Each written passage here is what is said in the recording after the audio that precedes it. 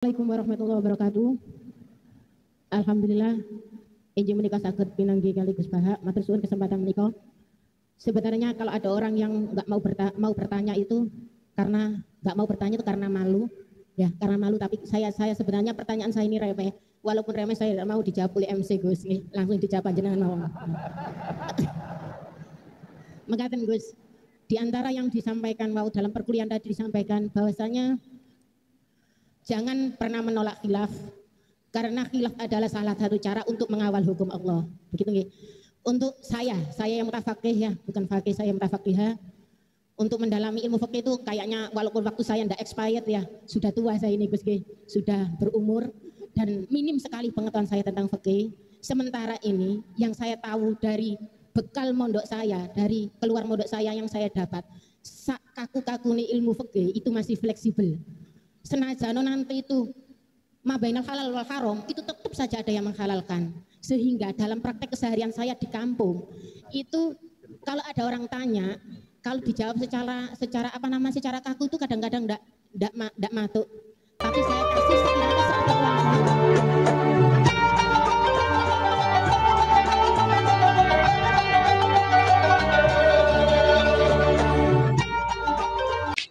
Assalamualaikum warahmatullahi wabarakatuh. Bismillahirrahmanirrahim. Alhamdulillahirrahmanirrahim.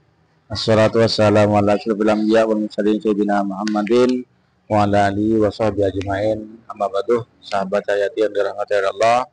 Di kesempatan kali ini kita jumpa lagi di channel YouTube kami. Mudah-mudahan senantiasa mendapatkan lindungan dan rahmat dari Allah, mendapatkan taufik dan hidayahnya, mendapatkan ridho dan amin ya rabbal alamin.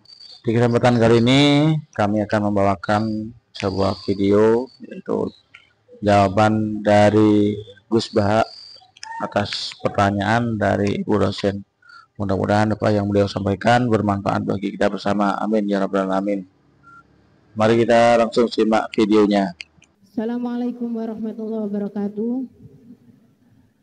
Alhamdulillah injil menika saged pinanggi kali Gus Baha, matur suwun kesempatan menika. Sebenarnya kalau ada orang yang nggak mau bertanya itu karena nggak mau bertanya itu karena malu, ya karena malu. Tapi saya sebenarnya pertanyaan saya ini remeh, walaupun remeh saya tidak mau dijawab oleh MC Gus, nih langsung dijawab jenengan mawon. Mengatakan Gus, di antara yang disampaikan dalam perkuliahan tadi disampaikan bahwasanya jangan pernah menolak khilaf, karena khilaf adalah salah satu cara untuk mengawal hukum Allah. Begitu nggih. Untuk saya yang mutafaqih ya, bukan fakih, saya mutafaqihah. Untuk mendalami ilmu fikih itu kayaknya walaupun waktu saya ndak expired ya, sudah tua saya ini Gus nggih, sudah berumur dan minim sekali pengetahuan saya tentang fikih. Sementara ini yang saya tahu dari bekal mondok saya, dari keluar mondok saya yang saya dapat, kaku-kaku nih ilmu fikih itu masih fleksibel.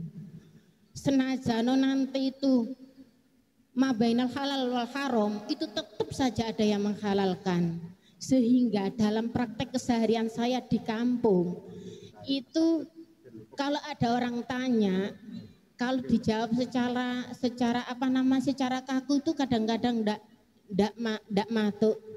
Tapi saya kasih sekiranya sepengetahuan saya itu bisa untuk menjawab dan menenangkan pertanyaan mereka. Cuma kadang-kadang tindakan saya ini saya yakin pasti nanti panjenengan nyalano nggih. Maksudnya begini, minim literatur, minim belajar, sehingga yang saya gandoli untuk menjawab orang bagaimana Bu hukumnya ini, bagaimana hukumnya itu, ya sekedar saya jawab boleh saja, boleh. Sekiranya pertanyaan itu tidak dalam koridor sing syarat pasti itu, misalkan bagaimana hukum meninggalkan sholat, tidak. Semisal hukum-hukum yang kadang-kadang kita itu fikih itu kalau di pondok itu kayaknya kok dinamis ya. Pertanyaannya guru ke murid bertanya, guru menjawab. Tapi kalau kampung tuh kok ruwet ya Gus ya. Maksudnya kok banyak ya kayak memang logis, tapi kita itu dulu kenapa tidak berpikir logis? Sering kadang-kadang pertanyaan itu remeh. Bagaimana kalau saya tidak bisa sholat? Kalau saya tidak doa kunut? Ya enggak apa-apa lah Bu, yang penting sebisanya. Kalau saya enggak bisa apa-apa, akhirnya apakah saya hanya berdoa dengan alif gitu aja, satu huruf itu apa saja? Saya menjawabnya yang sulit Gus. Akhirnya saya jawab, boleh daripada gak sholat Gus ngoten. Nah, pokoknya kalau kita bicara masalah fikih itu luas, karena fikih itu suatu disiplin ilmu yang sudah melalui proses ijtihad, kita itu menerimanya secara instan. Di hari ini orang yang mau beristihad silakan beristihad, tapi saya tidak mampu untuk itu Gus. Jadi saya berbahan apa yang saya dapat dari pondok, yang kemudian itu akan mengalami banyak hal yang ruwet. Walaupun kampung saya itu kampung yang primitif, justru orang-orang kampung awam itu pertanyaannya yang sering mengecoh kita. Tapi kalau kita hidup di kampung yang orang-orangnya itu pintar, pertanyaannya Ibu yang terhormat, ya, begitu ya. Yeah. MC-nya, iya, konkretnya, ya maaf MC agak itu Gus ya, MC karena saya tidak mau dijawab oleh MC. Bagaimana tindakan saya semacam itu menjawab, sekedar menjawab pertanyaan orang, pertanyaan sekeliling saya, yang saya tidak mampu memberi hal-hal yang memberi jawaban yang pasti. Padahal itu tidak keluar dari koridor fikih maksud saya ya. Itu contohnya. Oh ya. Sudah Gus. Kafani biqouli astaghfiru katsir. Assalamualaikum warahmatullahi wabarakatuh. Ya, bismillahirrahmanirrahim. Itu udah pertanyaan itu curhat. Ya kalau orang latihan jadi tokoh ya memang bingung-bingung sedikit itu bagus lah itu. Ya bagus gak masalah kan. Sampean bingung terus kelihatan bingung ya bagus, jujur. Ya kalau orang latihan jadi kiai, jadi bunyai ya memang begitu ya. Ya agak-agak bingung sedikit. Kalau sudah mapan kayak saya tidak pernah bingung, santai aja. Karena tadi sudah yakin semuanya sudah ditulis di Lauh Mahfudz. Yang jelas begini, pertanyaan itu ada dua. Zaman Nabi pun ngendikan ada dua. Ada soalul mustafhim, orang tanya ingin paham. Ada soalul muta'annid, tanya ingin mempersulit. Nah biasanya masyarakat juga dua tadi, ada tanya ingin tahu, ada tanya yang memang muta'annid. Muta'annid itu memojokkan kiai. Ya, saya pikir ini sudah dosen pasti tahu. Gelagatnya orang ini muta'annid apa mustafhim, memang benar-benar tanya apa mempersulit. Misalnya kita ketemu orang fasik ya ada dua, ada yang lugu apa ada yang enggak. Kalau yang lugu tanya caranya tobat, yang memang ingin tobat. Kalau yang enggak ya memang hanya muta'annid. Sehingga kata masyiatullah itu juga pernah dipakai orang kafir. Wa qala alladziina asyraku law sya'allahu ma asyrakna. Kata orang-orang musyrik, kalau kita dikehendaki Allah juga tidak melakukan musyrik. Tapi mereka ingin menjebak Nabi bahwa kamu yang kampanye tentang masyiah, berarti kita musyrik pun karena masyiah. Orang kampung juga gitu. Saya masih ingat guru saya Kiai Haji Maimun Zubair pernah ditanya tentang orang haid yang karena free sex, karena seks bebas. Bukan karena ketularan atau karena orang lain. Memang dia sendiri yang nakal. Yang tanya dokter, tentu yang tanya dokter. Dokter itu berambisi menemukan obat haid. Jawabannya Mbak Mun itu unik, padahal beliau itu sangat sayang sama umat. Jawabannya beliau gini, Dok, sesuatu yang menjadi hukuman Allah supaya orang mau kembali tobat, ya Allah diberi hak. Intinya kan mesti misalnya ada orang hidupnya boros, kemudian punya utang banyak, dia agak dipercaya masyarakat. Terus kamu ditanya solusinya gimana? Ya gak perlu ada solusi. Itu memang hukumannya orang yang salah. Biar roh rasane lahum fid dunya khizyun, ada unsur kehinaan. Ada orang selingkuh dikucilkan masyarakat. Terus tanya kamu gimana caranya nggak dikucilkan? Ya Allah diberi hak untuk memberi hukuman. Begitu juga penyakit-penyakit yang karena kesalahan manusia. Allah harus kita beri hak untuk memberi apa? Hukuman. Meskipun berkali-kali kita memberi pintu apa? Tobat.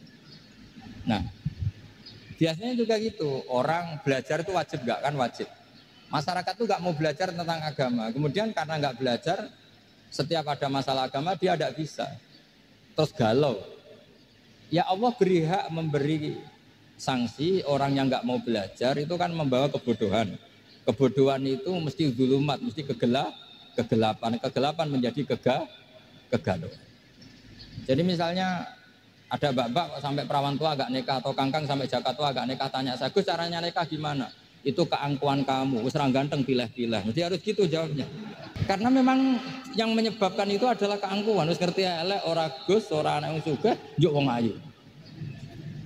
Lalu gak payu rabi itu karena keangkuhan apa karena apa tuh Pak?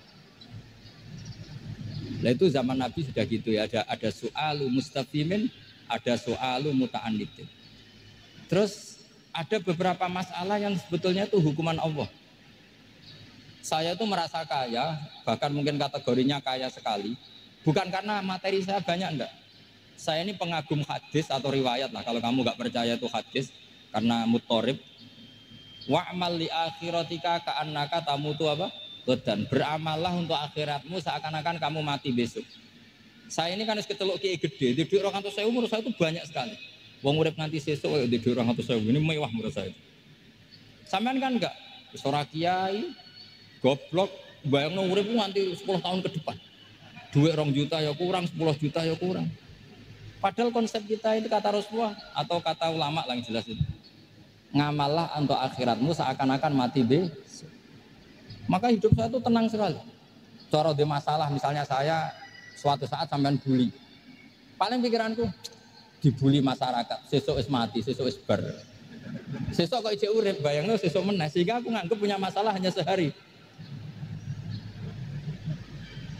Kamu kan nggak bayangkan hidup itu panjang, sehingga yang merasa miskin terus, sehingga kadang merasa istrinya kok ini terus padahal masih panjang. Jadi kalau kamu pakai konsep ulama tadi, wa'mal li akhiratika ka'annaka tamutu dan beramalah untuk akhiratmu seakan-akan kamu itu mati besok. Sehingga yang saya asik ya kalau sholat itu saya asik, ngajar asik, karena ini untuk bekal mati. Kalau uang betul, tanyakan istri saya punya uang 200.000 itu anggap banyak sekali. Uang urip nanti sesuk ada duit 200.000 itu mewah betul.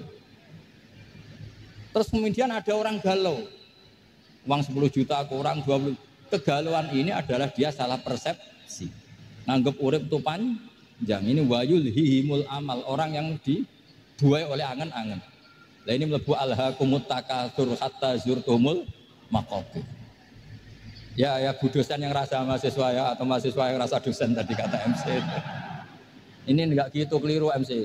Dosen yang rasa bunyai. Jadi lebih keren. Dosen yang apa? Rasa bunyai. Bismillahirrahmanirrahim. Assalamualaikum warahmatullahi wabarakatuh.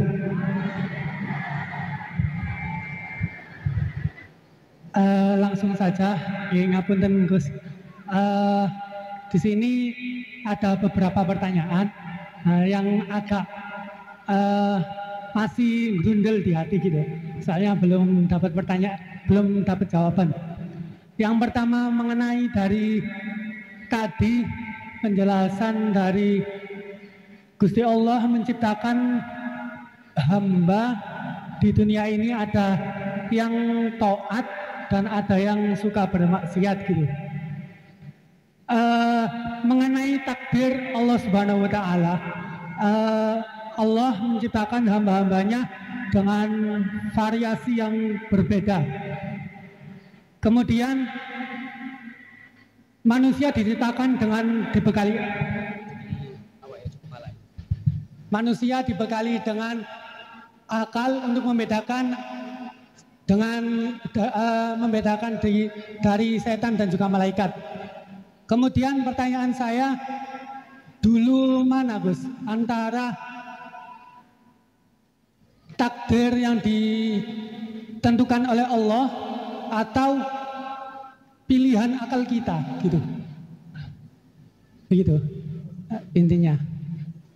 Soalnya kan bukan kalau orang bermaksiat kemudian dulu mana Allah menentukan dia bermaksiat atau akalnya yang memilih untuk bermaksiat.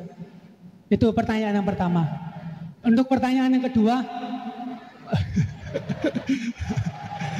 nggih ngapunten. Untuk pertanyaan yang kedua, intinya kan tadi ijtihad daripada ulama itu menentukan hukum yang berbeda-beda. Terus kemudian kita sebagai yang hanya tabik saja mengikut, itu bolehkah, kan dari kata guru saya, kalau hukum fikih itu yang ringan-ringan disebarkan nggak apa-apa. Tapi yang berat-berat dipakai sendiri gitu. Tapi biasanya kan kita kebalikan. Yang ringan-ringan soalnya kita tahu ilmunya, kita yang pakai. Terus kalau ada orang yang tanya, biasanya kita yang kasih yang jawaban yang berat-berat daripada hukum fikih. Jadi yang saya tanyakan, kalau berpindah hukum dari awalnya ikut imam ini, terus kemudian ikut imam ini, itu bagaimana batasan-batasannya gitu. Syukron. Baik, terima kasih. Ini pertanyaan yang ringkas disampaikan cukup panjang. Ini langsung dipun jawab nopon. Oke, monggo, Yai. Ini tadi hoax itu, saya waktunya tinggal 10 menit, enak saja kok. Tidak, saya nanti langsung itu, mungkin langsung ke Jogja, kan jadwalnya itu saya memang ke Jogja. Baru ini saya ke Jogja naik pesawat, gara-gara hormat ke Mas Buhin. Sepanjang hidup saya nggak pernah ke Jogja naik pesawat, baru ini nanti rencananya naik. Karena tak hitung kalau pakai kereta atau bis nggak menangi ngaji di Jogja. Saya jadwalnya ngaji di Jogja nanti jam 4:30. Begini, itu pertanyaannya betul tadi, itu ngawur betul itu. Karena begini ya, masalah qadha qadar itu kan sudah dibicarakan semua ulama di kitab-kitab. Satu, kita mengikuti ahlul hakikah. Idza dzukiral qadar fa'amsiku. Kalau qadha qadar sudah dibicarakan fa'amsiku, kamu harus diam di situ. Karena pertanyaannya gini, kalau kamu orang soleh, dan semoga Anda pelatihan jadi orang soleh, itu melihat Allah sudah menentukan semua, itu keren. Saya bangga punya Tuhan yang sudah tahu nasib saya kayak apa nanti. Saya betapa malunya punya Tuhan yang tak takoi, Gusti, sebenarnya nasibnya bahagia, mbah raro tapi kiresik. Itu kan ngeri betul. Sehingga kalau kamu soleh itu pokoknya bangga kalau Allah sudah tahu apa yang akan terjadi. Nah, soal kepanikan kita kan kadang, engkau nang wis ngerti aku celoko, terus gunanya apa aku sholat, itu kesalahan kita. Kita kecewa kalau sekarang soleh, kemudian akhirnya tidak soleh, dan akhirnya kita masuk neraka. Kekecewaan ini namanya khadun nafsi. Kita hanya mikir diri sendiri. Sebetulnya kalau kita abdan lillah, benar-benar hamba Allah, tetap bangga karena punya Tuhan yang tahu apa yang akan terjadi. Makanya yang dibutuhkan kesalian untuk ngakoni qadha qadar, dibutuhkan kesalian. Kalau enggak, kriminal betul. Maka Sayyid Hasan bin Ali, saya hafalkan makalannya itu. Di antara aturan iman harus iman sama qadha qadar. Untuk menunjukkan innahu la yuqsa kurhan wa la yuhlabu kurhan, kata beliau. Supaya kita tahu bahwa Allah itu tidak dimaksiati secara terpaksa. Kamu bisa enggak bayangkan Allah ngeluh gini, sakjane aku ora seneng maksiat, tapi saya bisa berbuat apa? Artinya apa? Kalau maksiat dan keburukan tidak khairihi wa syarrihi minallah, itu Allah akan kurhan. Paham yang saya maksud? Artinya apa? Kita harus berkeyakinan khairihi wa syarrihi minallah. Tapi kita butuh syariat. Lalu setiap orang nakal berkelit kersane Allah juga masalah. Maka diteruskan makalah beliau. Waman hammala dzambahu rabbahu faqad fajar. Dan siapa yang menimpakan dosanya atas nama Tuhannya, maka faqad fajaro, dia latut betul. Wong sing zina kuwi Allah kan gak melok zina, sing maling kuwi ora melok maling. Sing beto bak-bak kuwi ora tau beto. Terus kowe muni kabeh krana Allah, itu kriminal betul. Jadi makanya orang soleh itu harus hafalannya banyak supaya niru-niru orang soleh itu. Ini kan enggak ingin soleh tapi pakai akalnya sendiri. Itu bahaya dalam agama, karena agama itu harus ada riwayat. Makanya beliau menyebut 2 kali. Siapa yang tidak meyakini khairihi wa syarrihi minallah, maka dia faqad kafar. Karena seakan-akan di dunia ini waqa'a fi mulkihi ma la yuriduhu. Kalau kamu bilang syar tidak minallah, berarti waqa'a fi mulkihi ma la Yurituhu di kerajaannya terjadi sesuatu di luar kehendaknya. Tapi waman hammala dzambahu rabbahu faqad fajar. Orang yang menimpakan dosanya ditimpakan karena Allah, maka faqad fajar. Dia lacut betul. Wong apa ndak ikut maling, ndak ikut zina, ndak ikut korupsi kok. Oh, ini kehendakmu ya. Nah, kalau kamu bisa pahami itu ya sudah jadi orang soleh saja. Kalau ndak ya pilih wa amsiku tadi apa? Sudah ada usah dibahas. Wa amsiku tadi apa? Sudah ada usah dibahas. Jadi saya mohon semua yang dengar ngaji saya ini, yang enggak tobat supaya tobat, yang sudah tobat ditambahi ilmu karena biasanya tobat ya karena enggak ngerti apa-apa, semua mikir. Itu makalnya Sayyid Hasan bin Ali, cucunya Rasulullah SAW, dan itu diamini oleh semua ulama. Saya pernah ditanya seorang rektor, enggak terima dosen, enggak terima mahasiswa, rektor. Tanya, Gus, yang benar itu Jabariyah apa Qadariyah? Jawaban saya lucu.